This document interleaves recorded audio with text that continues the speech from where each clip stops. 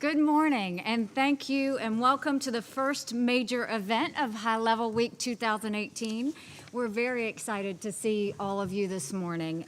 The President takes a personal interest in the fight against drugs. The U.S., like many of your countries, has seen too many lives lost and families destroyed due to the illegal movement and abuse of drugs. So we thank you very much for signing the compact and for being here.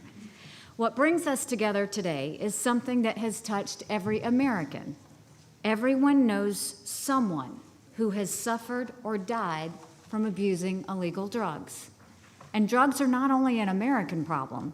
The drug problem is global. It is a demand-side issue and a supply-side issue. Drugs are a corruption issue, a law and order issue, a civil society issue. All of these issues are part of the drug problem, and they don't stop at geographical borders. It will take every country at the United Nations to address the drug problem. The United States is confronting a serious opioid crisis that is fueled by the rapid increase in the illicit supply of synthetic drugs like fentanyl. We're not alone. Countries around the world are seeing similar trends of increased addiction and significant loss of life due to deadly drugs like those. We expect this upward trend to continue. So we're here today to talk about solutions. We've seen firsthand how complex the global drug supply chain is. We've seen what's working and what isn't to stop production, trafficking, and use. We've been to coca fields and sat down with leaders in Colombia, Guatemala, and Honduras.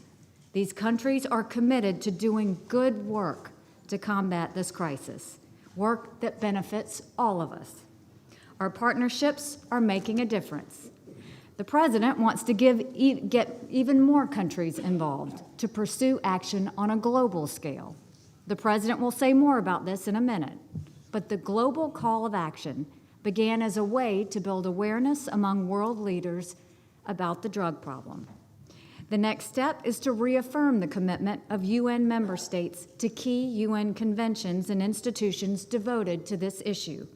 And we need to pay more attention to emerging challenges, specifically those posed by synthetic drugs.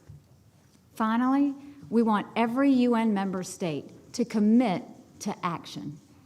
The global call to action asks every country to pledge to develop action plans for addressing drug supply and demand, treatment options, and international cooperation. The response we've received so far has been nothing short of outstanding. Mr. President, we're proud to join our 31 co-hosts, including Colombia, the United Kingdom, Afghanistan, Kenya, and Jordan, who helped gather the countries assembled here today. And we are honored to be among 130 member states who are here and have signed on to the global call to action. Your commitment is an inspiration. We hope it leads more nations to join us. But none of us would be here today without the leadership of the man it is now my honor to introduce. As President of the United States, Donald Trump has taken on the challenge and felt the weight of leading a nation in pain and grief over the abuse of illegal drugs. Now he has taken this leadership worldwide. He is relentlessly committed to building a global coalition to fight the global problem of drug abuse. We are grateful for his leadership in this event. Ladies and gentlemen, it is my honor to introduce my boss, President Donald J. Trump. Thank you very much, Nikki. Thank you very much. Thank you all for being here this morning. It is a great honor to address you on an issue that affects every nation across the globe, the world drug problem, and a big problem it is. The scourge of drug addiction continues to claim too many lives in the United States and in nations around the world. Today, we commit to fighting the drug epidemic together. I want to express my deep gratitude to Ambassador Haley for her outstanding leadership in counter-narcotics at the United Nations, along with the dedicated work of our great Secretary of State, Mike Pompeo, who's done an absolutely fantastic job, and Ambassador John Bolton. Thank you very much. We also thank the Secretary General for joining us as our special guest, he's become a great friend, and he's doing a wonderful job at a very, very complex situation, but a beautiful situation. And I've always said the United Nations has tremendous potential, and that potential is being met. Slowly but surely, it's being met. We are likewise grateful to our 31 co-host countries. Each of you is taking critical steps to combat the global drug problem. As the 2018 World Drug Report highlights, cocaine and opium production have hit record highs, incredibly, and global deaths caused by drug use has increased by 60% from the year 2000 to 2015. So in 15 years, it's gone up 60%, which is absolutely terrible. As we know, illicit drugs are linked to organized crime, illegal financial flows, corruption, and terrorism. It's vital for public health and national security that we fight drug addiction and stop all forms of trafficking and smuggling that provide the financial lifeblood for vicious transnational cartels. In the United States, we're taking aggressive action, securing our borders, supporting law enforcement, devoting record funding to the opioid crisis, and promoting treatment and recovery. Many nations here today are also taking bold action. Newly elected President Duque, Colombia, campaigned on an anti-drug platform and won a very, very impressive victory. Congratulations. We look forward to partnering with his new administration to eradicate cocoa production in his country. All of us must work together to dismantle drug production and defeat drug addiction. For this reason, last month, the United States announced a global call to action on the world drug problem.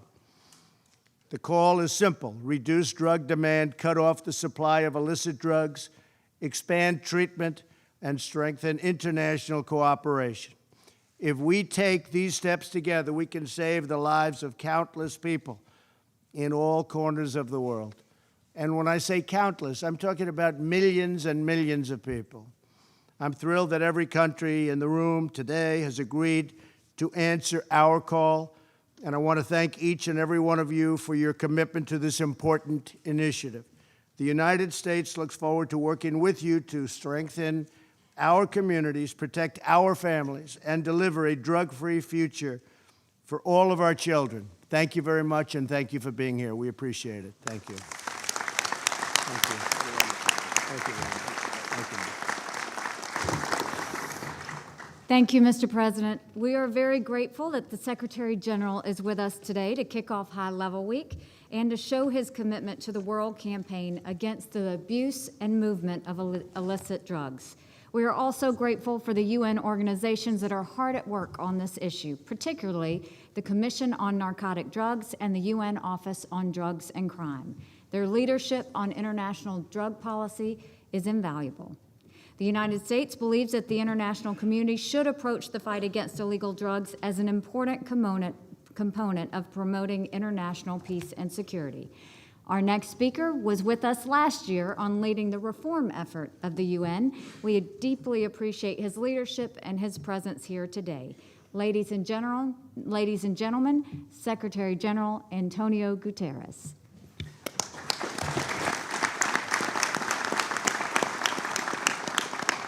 Mr. President, let me begin by thanking you. You are focusing a global spotlight on the world drug problem, and we have never needed it more. As you have so eloquently said about the drug challenge, and I quote, "Failure is not an option, and addiction is not our future." That sets out today's discussion perfectly.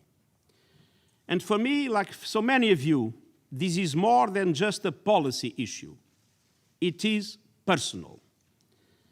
Someone very close to me passed away at an unbearably young age. My sister is a psychiatrist, and she spent many years working at a drug treatment center in Lisbon. I saw the heavy toll it took on her day after day as she treated those suffering so badly. I must tell you, I have an enormous admiration for my sister. I think I have done several tough jobs in my life, nothing compared, which I've seen her doing. And the reality is that drugs and addiction are not abstract issues. All of us have stories.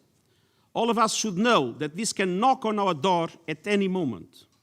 It's our duty to act, and act now. Excellencies, ladies and gentlemen, the situation is alarming.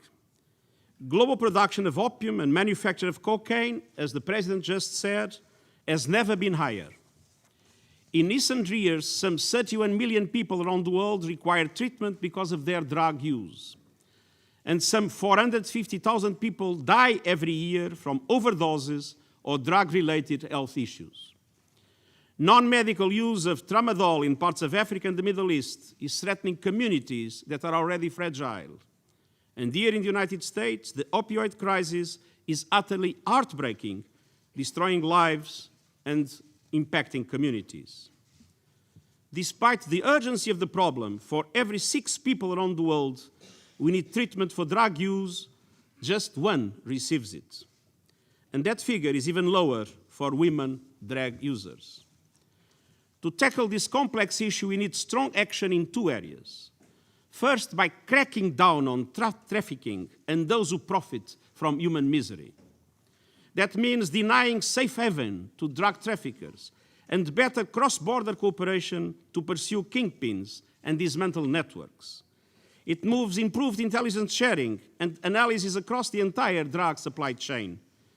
And it means targeting the links between drugs, corruption, arms, human trafficking, and terrorist networks. The second action area is making sure that those who need treatment get it. Consumers are first and foremost patients and victims. These 2 principles guided the drug policy launched by my government when I was Prime Minister of Portugal 2 decades ago. In the 90s, my country was reeling. We had some of Europe's highest death rates for drug abuse and the highest rate of HIV amongst injection drug users. First, we took on drug traffickers. I made sure law enforcement officers got the information and the equipment they needed. For example, they told me that boats could not keep up with the drug smugglers, so we immediately invested in a new generation of armed speedboats. As you can imagine, Portugal in the extreme west of Europe, drugs come essentially by sea. And I was so excited about this project that I myself, as Prime Minister, participate in the test runs of those speedboats at sea. At the same time, the government assumed its responsibilities for prevention and treatment, rooted in the conviction that drug addicts are victims who need treatment rather than punishment. And the policy worked. There was an increase in the quantity of drugs seized and in the efficiency of police and customs operations. Drug consumption went down significantly, particularly among young people. The number of problematic drug users went down by 50%. And there was a significant reduction in the infectious diseases associated with drug use and in the number of people taking overdoses. Today, Portugal has one of Europe's lowest death rates from drug use. Excellencies, ladies and gentlemen, national priorities may differ, but the global community shares a common goal to protect people's security, health, and well-being. And the United Nations system, and I personally, stand ready to support governments in meeting the challenge of the world drug problem. The United Nations stands behind the implementation of the UN Drug Control Conventions and the outcome document of UN General Assembly Special Session in 2016. Mr. President, once again, thank you very much for your leadership in bringing this life and death issue front and center. Failure is indeed not an option. Together, we will succeed. We will never give up. Thank you.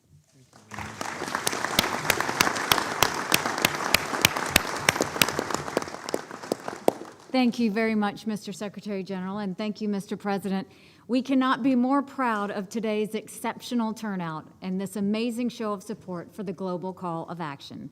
The United States, together with all of you, will continue to work hard to end the suffering and the loss of life that comes from the abuse of illegal drugs. We hope to hear from each of you about the progress you make in the weeks and months ahead. And thank you for showing what a United Nations can do, even at 8 a.m. on a Monday morning. Have a great and successful week. God bless you all.